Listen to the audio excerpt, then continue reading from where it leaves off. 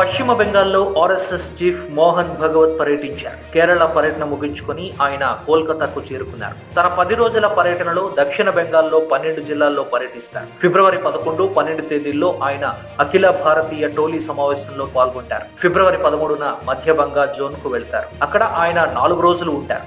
ఫిబ్రవరి 14న బోర్ధ్వాన్ పట్టణంలో ఒక కార్యాలయాన్ని ప్రారంభిస్తారు. ఫిబ్రవరి 16న బోర్ధ్వాన్ లో జరిగే ర్యాలీతో ఆయన పర్యటన ముగుస్తుంది. తన పర్యటనలో ముందుగా ఆర్జీకర్ ఆసుపత్రిలో అత్యాచారానికి గురైన ట్రైనీ డాక్టర్ కుటుంబ సభ్యులతో మాట్లాడారు. కాగా 2026లో జరిగే అసెంబ్లీ ఎన్నికలకు భగవత్ పర్యటనకు ఎటువంటి సంబంధం లేదని ఆర్ఎస్ఎస్ అధికారికంగా ప్రకటించింది.